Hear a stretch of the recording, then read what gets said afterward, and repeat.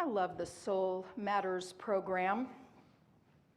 This thematic set of resources that we use all year long.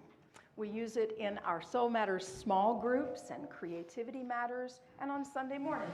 I don't just think up that freedom would be a good theme for June. Somebody else thinks that up, and then I get to plug in. So this is the third Sunday that we're talking about freedom. The first of the month, we talked about freedom from. What parts of ourself hold us back from living most authentically? And how do we get in our own way? And how might we get out of our own way? The second Sunday, last week, we talked about freedom with. To whom are we accountable in our quest for freedom? And whose freedom is interdependent with our own? Talked about that last week in preparation for our Juneteenth event, so we could talk about the partnerships that we've made and how we do our own work in order to be good partners out in the world. Today I want to talk a little bit about freedom for. To what uses do we put our freedom? In relationship, in parenting, in partnership, in civic action. How do we celebrate freedom and joy even in the face of the most horrible tragedy? How do we celebrate freedom and joy as an act of resistance? Thinking about today, especially freedom to grieve. Freedom to grieve. Freedom to let ourselves go with our grief and our anger and our rage. And know that we can come back from it to be useful. Freedom to find joy in the midst of grief. And when we have done our own work, and when we work with others in the world, we build integrity as a community to be of use to ourselves, to others, to the world. Freedom allows us to be in authentic relationship, to be responsible citizens, to engage with integrity in civil action, to parent with care. Freedom allows us to parent with care. Some of us, some of you have broken cycles of dysfunction in your own family to be able to be in relationship with care. That's freedom. That's freedom for the next generation. And it's not one and done, right? You who are breaking cycles know that it's continual work. Freedom we continue to work for. Attending to our own liberation allows us to heal religious trauma. Some of us, especially in Unitarian Universalist spaces, some of us come from religious trauma, even religious abuse.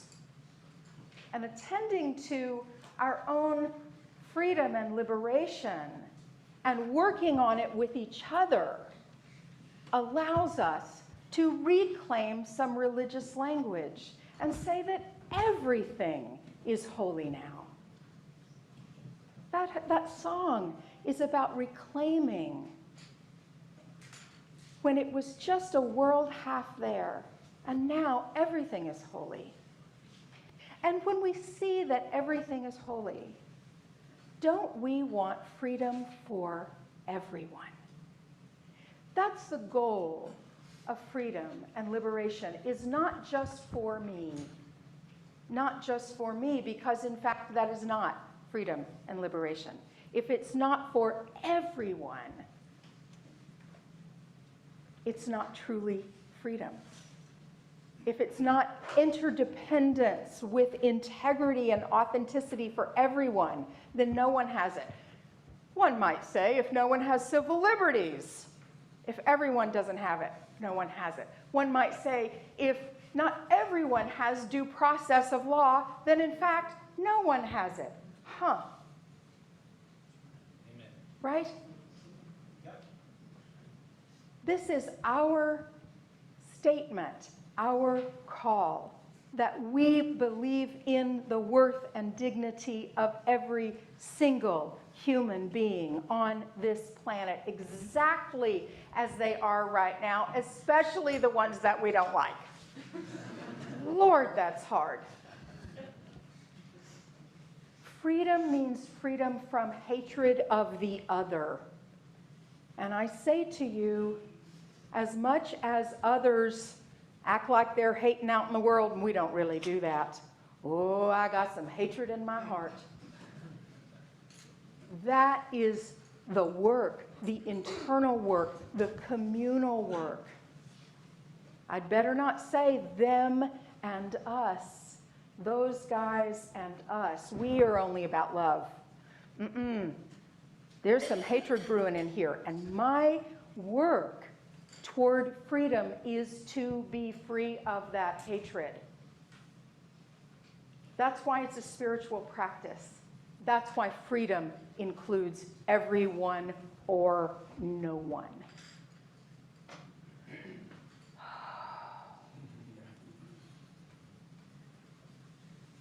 That's why we celebrate with flowers.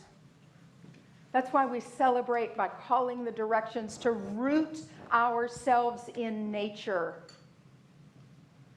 to believe in the freedom within order and chaos both that exist in nature, that we can learn from it and align with it and be a part of it. That's why we celebrate with flowers today. And also to see that these flowers, beautiful on their own, are more exquisitely beautiful in a vase of diversity. There's diversity in that vase, right? Just like we are here. You are beautiful on your own.